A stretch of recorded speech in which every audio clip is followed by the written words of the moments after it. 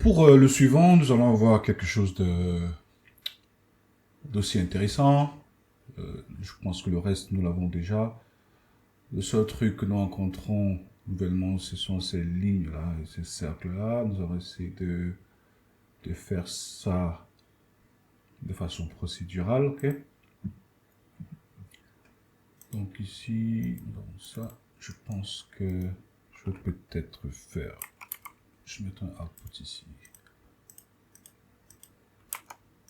Parce que je pense que j'aurai besoin de ça plus tard. Donc je vais faire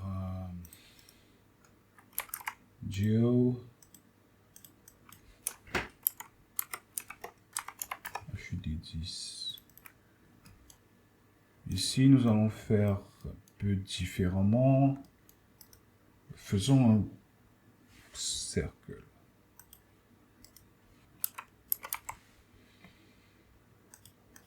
Des polygones. Quelque chose de rond. On va monter la taille un tout petit peu.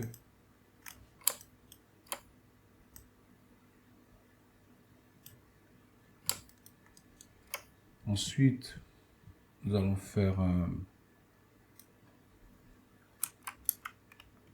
peut-être un copy and transform.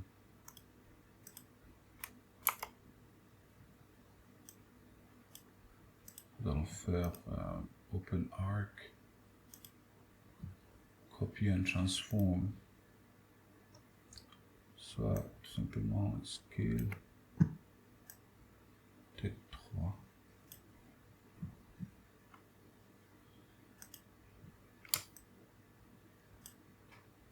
Et puis nous allons créer un attribut sur les points que je vais appeler attribute just float. Créer un attribut sur les points que je vais appeler cutter, pas appeler n'importe quoi. Et puis je vais faire random. Si je fais un clip avec ça, et au lieu de clip la position, je clip le cutter. Ça me donne ça. Je pense que ça peut faire le job. Ici, nous allons faire le attribute adjust float encore. Et là, nous allons mettre sur les primitives notre p-scale. Nous allons faire le p-scale sur les primitives. Et nous allons faire un attribute promote. J'explique un peu pourquoi je mets sur les primitives. D'abord, donc je fais pas de primitive, je prends un p-scale. Parce que traditionnellement, un p-scale s'applique sur des points. D'accord? C'est-à-dire que nous avons tous ces points-ci. Mais j'ai envie d'avoir une taille unique par segment de curve. Si je mettais mon p-scale sur des points, j'aurais un autre point ici, un autre p-scale ici, un autre p-scale ici. Et quand je vais utiliser ça après pour scale les lignes, ça sera variable. Qu'est-ce que je veux dire? Si je mets mon sweep par exemple là, supposons que j'avais fait mon p-scale, ça c'est pour ceux qui n'ont pas compris, hein. Ceux qui en a qui ont déjà compris. Donc si par exemple je venais ici, je mets mon p-scale sur des points et que je fais noise comme je fais souvent, ok, vous allez voir que maintenant que j'ai mis sur les points, voilà, ça varie par point. Par contre, si je mets sur les primitives, maintenant quand je vais donc faire le attribute promote, c'est-à-dire que maintenant chaque primitive, quand je fais le promote, l'attribute promote, chaque primitive prend juste son p-scale et le transfère sur ses points. Okay, ce qui fait que par primitive, on a la même valeur. Par point pour chaque primitive, nous avons la même valeur, comme nous voyons là. Donc, pour ce qui concerne si c'est average ou scale, parfois, c'est-à-dire que j'aurais pu, si ça variait, J'aurais pu choisir de prendre la valeur maximale, la valeur médiane, ou voilà quoi. Mais comme c'est la même valeur, tous ces autres trucs-là, ça ne changera rien quoi. Puisque c'est la même valeur ça copie. J'espère que c'est clair, sinon peut-être une autre fois, si des gens ont besoin d'explications là-dessus, j'expliquerai davantage dans d'autres vidéos. Donc ici, nous savons déjà ce que nous voulons faire. Et donc, nous agrandissons là, ou tout simplement, nous pouvons revenir sur notre... et avoir ça. Donc voilà ce que nous avons ici, par exemple. Maintenant, nous allons juste nous assurer que nos trucs sont bien lisses.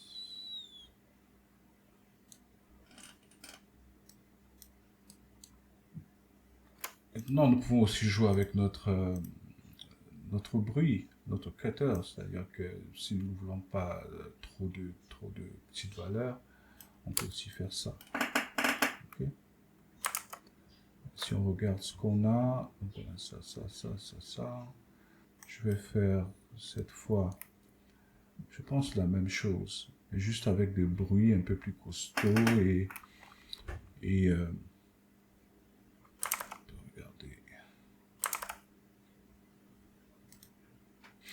Faisons ceci. Faisons un point generate. Nous allons générer, je sais pas, 3 points. Nous allons faire un copy to point. Là, nous venons de générer 3 points qui sont tous au centre. Et nous allons copier notre cercle sur les 3 points. Et bien sûr, ici, nous allons mettre un p-scale. Attribute adjust float. Donc, faire un p-scale random ici. Ok, donc ça nous donne... Je peux faire un merge pour que nous les voyons évoluer ensemble. Ça me permet d'évaluer aussi. Ok, donc nous avons ça. Et ici aussi, je vais copier le p-scale sur les points parce que je veux, si je mets par exemple un sweep ici, si je mets par exemple un sweep là,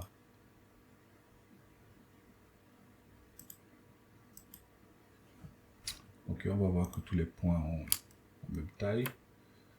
Pourtant, j'ai déjà un p-scale variable ici, donc je vais lui demander de me copier mon p-scale.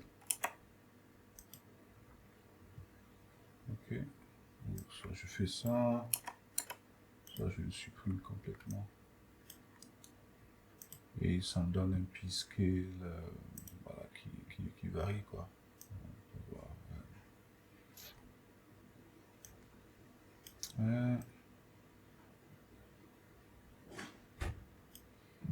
Je sais pas, peut-être ça. Ou bien je vais générer le truc automatiquement de plus bas.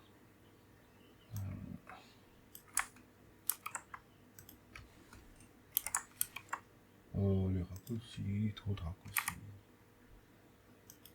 Bon, on ne copie pas notre p-scale. On va générer un autre ici, comme tout à l'heure par primitive. Et après, on va faire un attribute promote. Oups, je voulais copier. Voilà. Et on se retrouve avec la même chose de deux côtés. Sauf qu'ici, voilà, on part de là à là. Ici, on peut avoir un truc un peu... Mais je pense qu'ici, nous devons avoir des trucs un peu plus maigres. Quand même. Et ça nous donne ça. Bon, maintenant, ici, on ne veut peut-être pas de valeur trop petite. Donc, pas de trop petits cercles. Voilà. Peut-être là. Et ici, nous allons essayer d'avoir, par fois très très maigre point. Et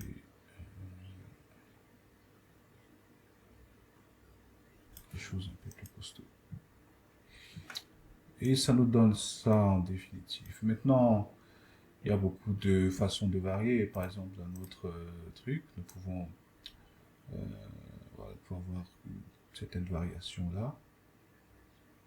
Donc, pour ceci, nous pouvons nous arrêter là et puis nous allons faire un object merge pour aller prendre ce qui c'était HUD9. Ouais. Si nous prenons HUD9, ça nous donne ça.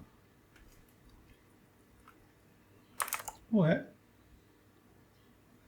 Ouais.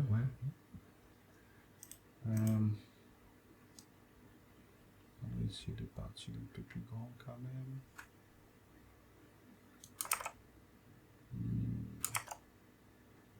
Ouais. Ici, peut-être faire un transform.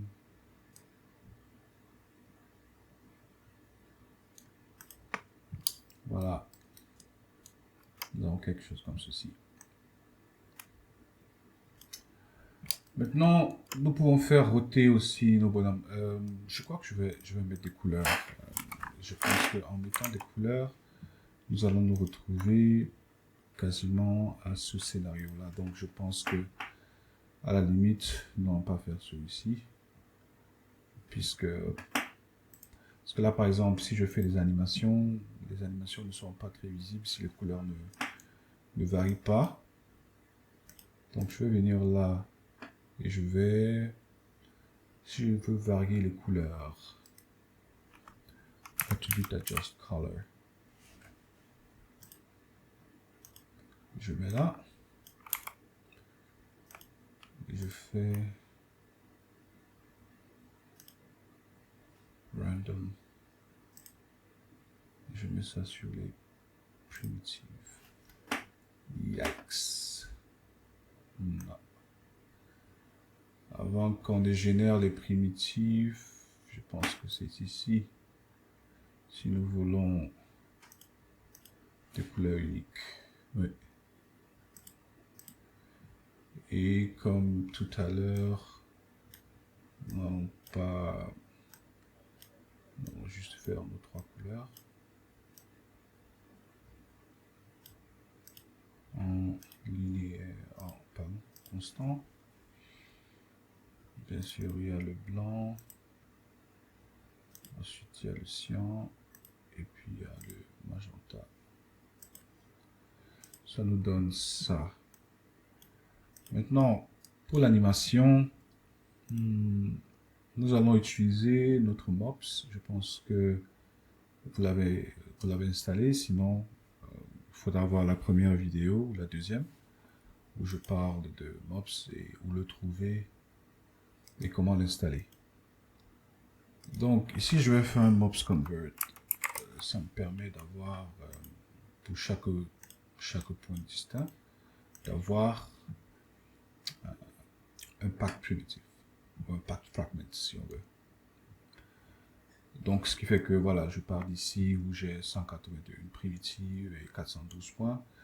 Après avoir fait ça, là j'ai que 25 points parce que tous les 25 ont été packed. C'est pour ça que nous avons des packed fragments ici. Et bien sûr, une primitive par point. Tout ceci me permet de, par exemple, si je fais un mops noise fall off, ok. Si je montre les fall off, il y a toujours ce petit problème là, display as sprites. Ouais, ça me permet un peu de montrer plus ou moins comment le fall off varie par primitive. Ok. Je fais ça. Je pense que je vais d'abord annuler les couleurs ici. Donc, nous voyons chaque En fait, Mops a cette valeur qu'il appelle fall-off, qu'il utilise pour faire de la variation. Donc dans ce cas, je fais une variation par noise. Et le noise, nous avons déjà rencontré plusieurs fois les noise. Nous pouvons faire du roughness pour, voilà, pour qu'il y ait une plus grande variation par surface. 2 octaves et tout ça là. Pas trop besoin ici. La fréquence par exemple, si nous voulons vraiment une plus grande fréquence et tout. Et comme nous avons maintenant le fall-off qui varie, nous pouvons maintenant faire, c'est-à-dire que le fall-off, notre fall-off ici va de 0,5 à 4. Nous pouvons remap ça si nécessaire.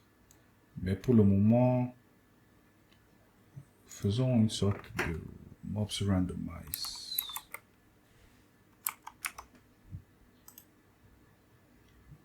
Par exemple. Et nous voulons randomiser, disons, l'orientation. Bon, maintenant nous voulons seulement sur Z, donc ici nous ne voulons pas de... Voilà. Donc là nous avons l'orientation qui varie, sauf que le souci c'est pour chaque forme, il a mis au moment de faire la conversion. Ici, au moment de faire la conversion, il a mis le centre de chaque forme dans ce qu'il considérait comme son centre géométrique. Donc dans ce cas, par exemple, il aurait mis le centre ici. Donc, si je fais une rotation, vous allez voir, chacun va tourner autour de son centre géométrique. Pourtant, nous voulons que tous tournent autour du centre de la forme générale. Donc, nous allons utiliser un mops align pour remettre le centre au centre. D'abord ici, nous avons set pivot to world. Voilà, donc là, il a mis le centre au centre. Donc ici, nous allons voir tous nos objets vont tourner autour du centre. Sauf que voilà, comme nous voyons, nos objets sont superposés. Donc, nous allons d'abord faire un mops transform, ou bien même le mops randomize. En fait, nous pouvons faire un randomize de la position aussi, légèrement sur Z. Peut-être nous allons faire un -1 ici, et nous allons faire peut-être un là. Juste pour nous assurer que ici nous voyons l'effet 3D, quoi. Mais si nous regardons plein face comme normalement nous devons rendre au truc, ça nous donne ça, ce qui fait que quand nous venons donc sur notre rotation, nous avons ceci. Donc tous ceux qui ont donc la rotation ici varie par fall-off. Ok. Donc si nous faisons un $f par exemple, nous pouvons avoir une jolie petite rotation. Calmer. Et puis peut-être ça. Voilà, donc nous avons ce genre d'orientation. Sachant que nous avons toujours bien sûr attention, la couleur. Oui, on avait la couleur, je remets la couleur que nous avions là. Ce qui nous donne ça, qui est voilà, super intéressant, je pense. Et bien sûr, tout ceci reste interactif, donc nous pouvons jouer un peu avec notre cutter ici pour avoir différentes formes. Et la totalité de notre truc. Voilà un peu. Donc maintenant ici peut-être il nous faut un peu plus de cercle parce que je pense qu'il est peut-être un peu trop vide. Donc ici, au lieu de 3 points seulement, je vais peut-être faire 6. Ok. Ouais, je pense que c'est un peu plus intéressant comme ça. Bien sûr, nous avons toujours des chevauchements. Je vais peut-être déplacer ceci un peu vers l'arrière. J'espère que je vais sur le bon axe. Voilà. Donc, les autres là rentrent vers l'arrière-plan. Et ça nous donne ça. Et bien sûr, les couleurs. Nous pouvons aussi essayer de varier avec les couleurs. Donc, voilà un peu pour celui-là.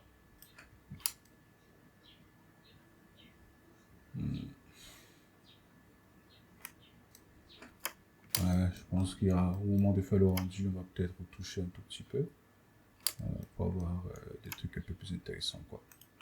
Donc voilà un peu pour celui-là. À nous revoir dans le prochain.